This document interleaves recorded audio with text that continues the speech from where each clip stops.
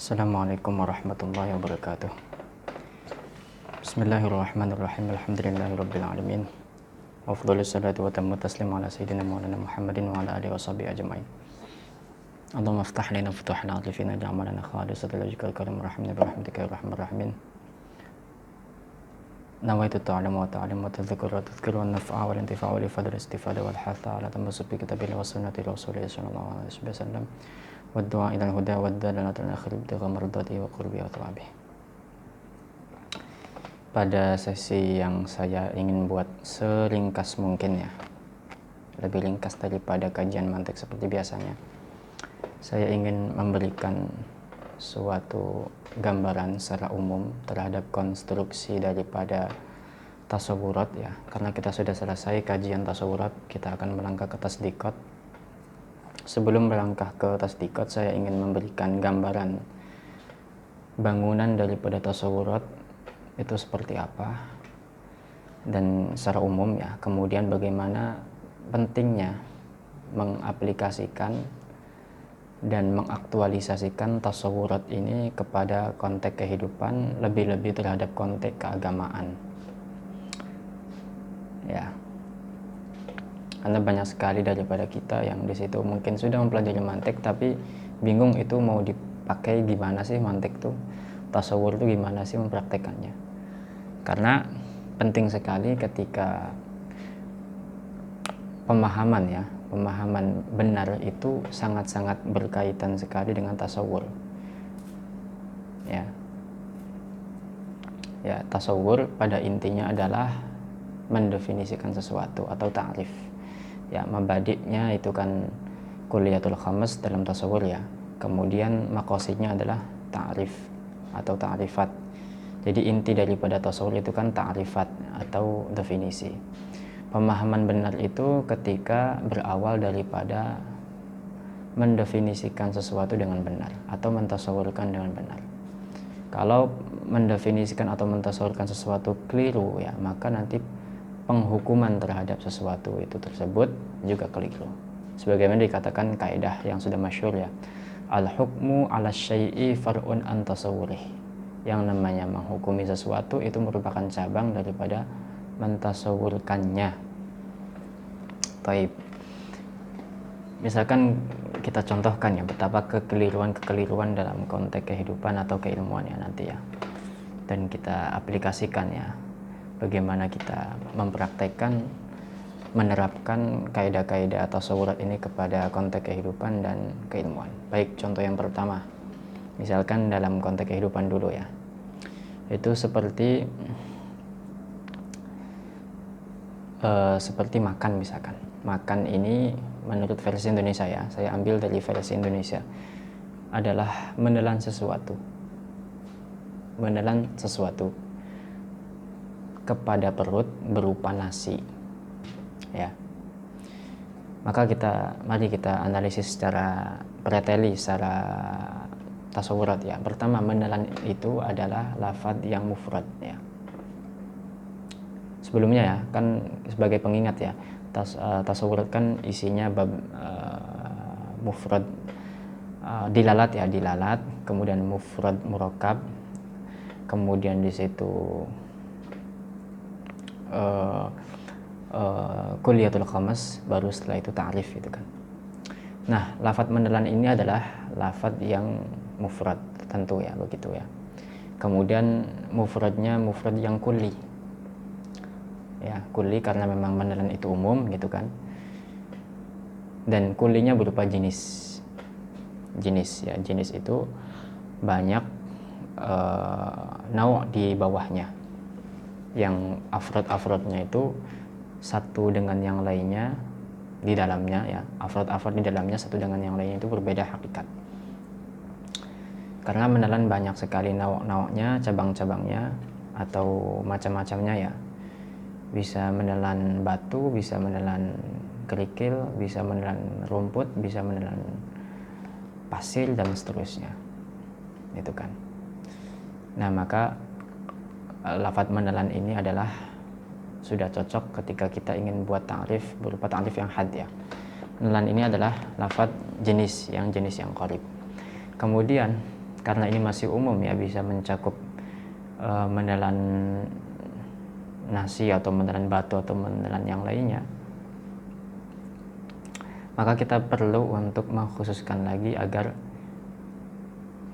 ta'rif ini hanya berlaku untuk makan saja, tidak ke selain makan. Ya, apa dengan kata-kata nasi, menelan nasi ke dalam perutnya berupa nasi. Nah, nasinya ini adalah lafadz yang di situ mengkhususkan makna yang di situ berarti hanya makna makan saja. Berarti di situ selain makan nggak masuk. Itu kan. Kalau makan makan cemilan, keripik atau makan kerupuk ya, atau makan permen itu nggak bisa dikatakan makan versi orang Indonesia itu kan. Berarti di sini mengeluarkan selain daripada makan. Nasi ini statusnya fasal yang mengkhususkan hanya makna makan saja. Itu ya versi orang Indonesia tentang makan. Misalkan, nah ini berbeda dengan versi orang Mesir ya, orang Arab atau orang Mesir. Itu kalau mereka, versi mereka apapun ya, menelan apapun yang di situ sifatnya karbohidrat. Ya bisa pengganti nasi apapun, yang penting bisa karbohidrat ya, seperti jagung, seperti nasi, seperti aish ya, roti ya, atau kacang-kacangan dan seterusnya. Maka nanti jangan sampai dicampur adukan versi ta'rif makan atau definisi makan menurut orang Indonesia dan makan menurut orang Mesir ya. Nanti akan terjadi kesalahpahaman gitu ya. Ini yang pertama dalam contoh dalam konteks kehidupan. Dalam konteks keilmuan misalkan, kita sering menjumpai istilah sholat ya. Sholat itu apa? Ya, sholat itu adalah pekerjaan dan ucapan-ucapan yang diawali dengan takbir dan diakhiri dengan salam. Pekerjaan-pekerjaan ini lafadz yang kuli jelas, mufrad yang kuli gitu ya. Nah, kemudian kulinya berupa jenis. Karena apa? Pekerjaan di sini dan ucapan ini mencakup banyak sekali macam-macamnya. Gitu kan. Ya, pekerjaan bisa olahraga, bisa kerja dan ya itu kerja mencari uang, atau senam, atau ya melakukan pekerjaan apapun ya. Di situ masih umum sekali. Atau ketika ucapan berarti bisa masuk ceramah, bisa ngobrol, bisa dan seterusnya. Maka agar sholat ini hanya khusus makna sholat yang kita maksud secara syariat saja, kita harus menghadirkan sesuatu yang lebih khusus yang mengeluarkan hakikat selain daripada sholat. Kita mengeluarkan olahraga, mengeluarkan pekerjaan yang lainnya. Berupa apa? Diawali dengan takbir dan diakhiri dengan salam. Nah, ini adalah fasalnya yang mengkhususkan ta'rif ini hanya untuk sholat saja, hakikat sholat saja. Berarti karena sudah ada diawali dengan takbir, kata-kata sudah ditambahi dengan kata-kata diawali dengan takbir dan diakhiri dengan salam, berarti mengeluarkan olahraga, kalau ucapan berarti mengeluarkan ngobrol gitu kan, mengeluarkan pekerjaan-pekerjaan yang selain sholat. Nah, itu contoh konteks keilmuan ya. Kemudian mungkin contoh yang ketiga, dalam konteks keagamaan. Misalkan kita sering, dan memang ya kita hidup dengan istilah ini, yaitu istilah Islam. Kadang kita yang sudah lama berislam dan kita sudah kuat Islamnya ya, itu tidak bisa mendefinisikan Islam dengan benar, masih keliru gitu intinya. Misalkan ada sebagian kalangan mendefinisikan Islam itu suatu agama yang di situ meyakini keberadaan Tuhan, gitu kan. Ini memang benar, Islam meyakini keberadaan Tuhan, tapi akan berkonsekuensi kepada kekeliruan yang cukup bahaya ya. Karena kalau hanya sekedar agama yang meyakini keberadaan Tuhan atau Allah, itu berarti Orang Kristen juga Islam, orang Kristen juga Muslim gitu ya, orang Yahudi juga Muslim. Nah ini bahaya, berarti tidak ada pengkhususan gitu kan. Atau misalkan ada sebagian yang mendefinisikan Islam itu suatu agama yang di situ mengajarkan nilai-nilai kebaikan. Ini memang benar, orang Islam, agama Islam itu mengajarkan demikian. Tapi agama lain juga demikian juga. Mereka juga mengklaim mengajarkan kebaikan juga. Berarti Islam itu juga masuk juga agama selain Islam ya. Berarti orang Kristen juga Islam, orang Yahudi juga Muslim, orang Buddha juga Muslim, dan seterusnya. Karena memang semua agama mengajarkan demikian ya kan, mengajarkan akhlak baik atau kebaikan. Cuman bedanya mungkin kalau Islam ya memang ya bedanya adalah Islam lebih detail, lebih sempurna, lebih komprehensif dalam semua aspek dan semua hal ya. Dan dalam bedanya juga dalam konteks teologi yang benar, dalam ketauhidan, dalam kitab suci yang otentik dan orisinal ya. Orisinalitasnya terjaga gitu ya. Kalau yang lainnya itu muzayyaf ya, semuanya palsu semua, semuanya itu dirubah dan seterusnya. Nah, terus bagaimana menta'rifi Islam dengan benar? Mendefinisikan Islam dengan benar. Adalah ya, saya pilih ta'rif ini yang sesuai dengan mantik ya, dan yang benar ya, yaitu apa? Suatu ajaran yang di situ dibawa oleh seluruh para nabi. Nah ini sudah tepat, dan ini ta'rifnya ta'rif yang had, ta'rif bil had. Ajaran berarti kulli ya, berupa jenis, karena masuk banyak hal ya, banyak macam ajaran itu. Ajaran apa gitu kan? Ajaran sekolah kah, ajaran Islam kah, ajaran Yahudi kah, ajaran Nasrani kah, ajaran universitas kah, dan seterusnya. Ini jenis ya. Kemudian agar lebih khusus ya, ta'rif ini hanya untuk hakikat Islam saja, maka kita perlu fasal agar mengeluarkan apa-apa yang selain Islam ya, berupa apa yang dibawa oleh seluruh para nabi. Ini adalah fasal. Berarti ini khusus hanya Islam saja ta'rif ini. Ya, karena hanya Islam saja yang di situ mengakui seluruh para nabi, ajaran para nabi.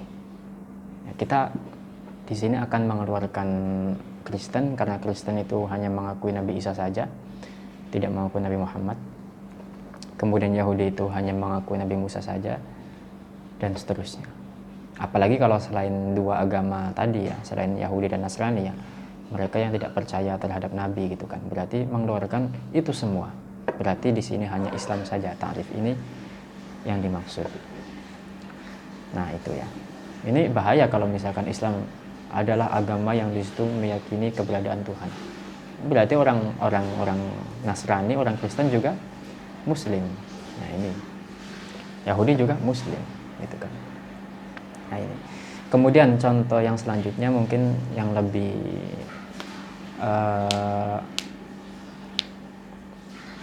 kekinian, yang lebih ramai ya, yang sering dibawa dan digulirkan atau dipropagandakan sekarang ya. Misalkan ada istilah orang-orang liberal yang membungkus ajaran mereka dengan nama atau slogan moderasi beragama.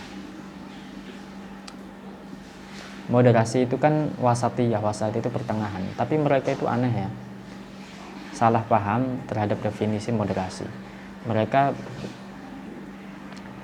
memahami moderasi itu beragama juga membenarkan agama lain, dan juga ya mengikuti ritual agama orang lain.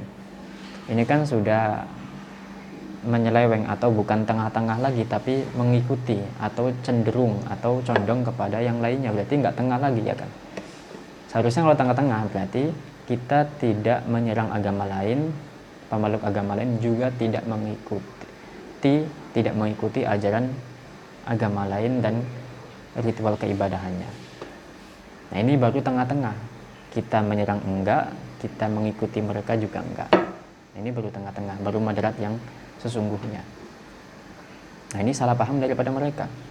Ya kan, mereka itu membenarkan selain Islam, nggak boleh disesatkan. Mereka juga benar agama mereka. Kemudian mereka juga mengikuti ritual-ritual ibadah mereka. Ya kan, mengikuti Natalan dan seterusnya. Kemudian itulah contoh daripada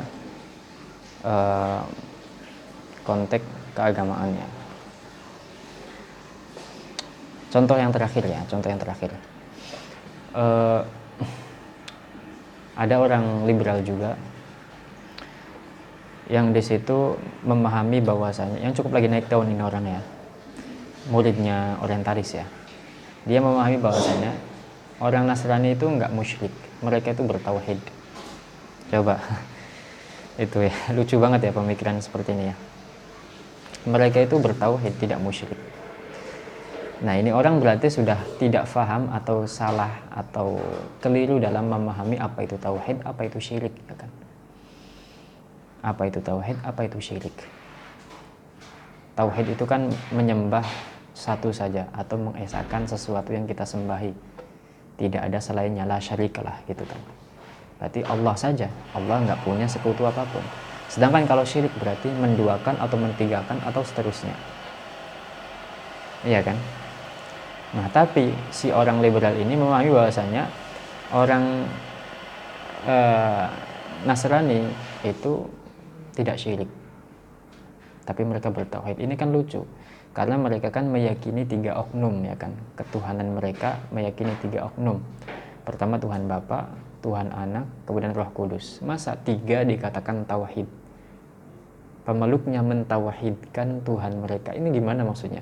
Tuhannya ada 3 tapi mereka bertauhid. 3 tapi tauhid, 1 tapi 3 berkumpul pada waktu yang bersamaan. Ini kan kerancuan ya. Ini kan falasi gitu, sesat pikir gitu kan. Yang namanya 3 ya 3, 1 ya 1. Itu 2 hal yang kontradiksi, nggak bisa berkumpul saja bersamaan. Ya, ada kaidah yang penting ya. An-naqidun la yajtami'an wa la yartafi'an.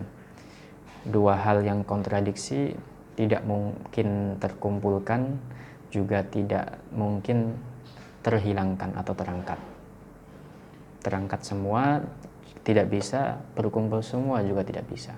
Misalkan nih, saya ini hidup, juga saya mati. Mungkinkah demikian? Nggak mungkin. Ya kan?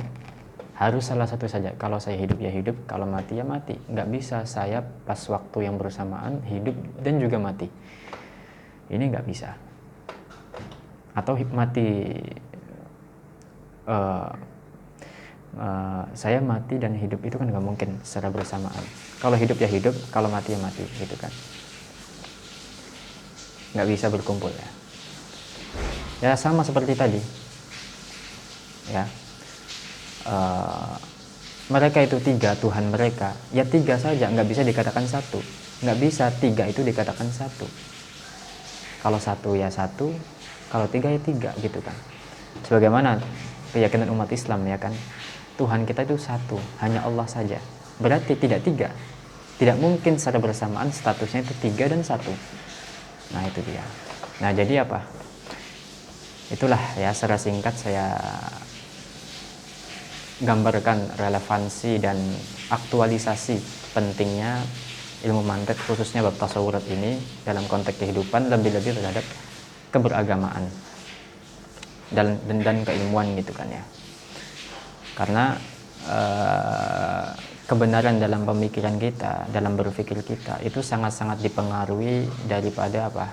Memahami sesuatu atau mentaklifi sesuatu, mendefinisikan sesuatu. Ketika mendefinisikan sesuatu sudah keliru, maka penghukumannya juga keliru juga, kesananya makin keliru lagi. Ya betapa banyak ya dalam konteks keberagamaan ya. Orang-orang Wahabi itu kan nggak suka sekali terhadap ilmu mantiq ya. Makanya mereka pemikirannya itu kacau sekali. Mereka karena tidak paham apa itu tawasul, apa itu tabarruk, apa itu istighatsah, mereka mengkafirkan kita. Mereka menganggap kita itu menyembah selain Allah, kita menyembah kepada Rasulullah, kita menyembah kepada para aulia, menyembah kepada orang-orang soleh. Padahal kita nggak menyembah mereka, kita itu mentawasuli mereka, menjadikan mereka lantaran. Misalkan tawasul kepada Syekh Abdul Qadir Jilani, ya Syekh Abdul Qadir Jilani, inni atawassalu bika, saya berwasilah kepadamu, kepada Allah Subhanahu wa taala. Kita menjadikan wasilah saja. Atau kita tabarruk, atau kita istighatsah.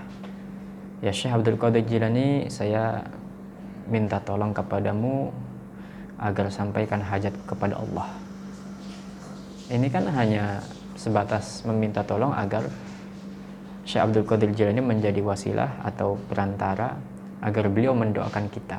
Karena beliau lebih dekat kepada Allah, sehingga lebih dekat kepada terkabulnya doa kita tersebut. Nah, ini berangkat dari kesalahpahaman terhadap definisi tawasul yang memang bukan ibadah gitu kan, bukan menyembah. Akhirnya menghukumi hal tersebut juga keliru juga, salah juga, dengan syirik, kafir, syirik akbar dan seterusnya, bid'ah dan seterusnya. Nah, mereka malah menyamakan kita dengan orang-orang kafir jahiliyah, musyrik jahiliyah zaman dahulu yang menyembah berhala. Yang memang mereka jelas-jelas menyembah patung-patung mereka gitu kan. Mereka menyembah mereka, patung-patung mereka itu untuk mendekatkan kepada Allah Subhanahu wa taala. Dalam Al-Qur'annya jelas, ma na'buduhum illa liyuqarribuna ilallahi zulfa. Tidaklah kami menyembah mereka kecuali untuk mendekatkan kepada Allah. Ini jelas-jelas menyembah mereka, mempertuhankan patung-patung mereka agar lebih dekat kepada Allah, ya kan? Nah, ini Wahabi aneh kan? Yang jelas-jelas memang mereka itu menyembah patung-patung mereka, kok disamakan kepada kita yang di situ kita tidak menyembah Syekh Abdul Qadir Jilani, tidak menyembah Rasulullah, tidak menyembah orang-orang soleh. Nah, ini kan sudah keliru dalam pendefinisian daripada tawasul. Seharusnya ditarifi dulu, didefinisikan dulu tawasulnya orang kafir jahiliyah tadi seperti apa, menyembah atau tidak, kemudian juga mentasurkan tawasul kita seperti apa. Kita nggak mengikuti mereka kok, prakteknya juga kita nggak menyembah Syekh Abdul Qadir Jilani kok, kita justru mempraktekkan dan mengamalkan Al-Quran. Ya ayyuhalladzina amanu taqullaha wabtaghu ilaihil wasilah. Kemudian amal-amal para sahabat, para sholihin, dan seterusnya yang memang bertawasul. Nah, ini berangkat dari kesalahpahaman terhadap definisi tawasul yang memang bukan ibadah gitu kan, bukan menyembah. Akhirnya menghukumi hal tersebut juga keliru juga, salah juga, dengan syirik, kafir, syirik akbar dan seterusnya, bid'ah dan seterusnya. Ya, jadi sangat relevan sekali dalam kehidupan, apalagi keberagamaan, apalagi keilmuan ya.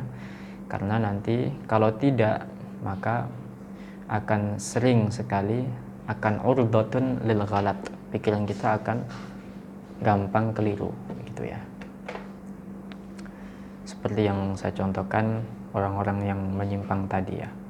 Itu saja, wallahu a'lam bishawab. Assalamualaikum warahmatullahi wabarakatuh.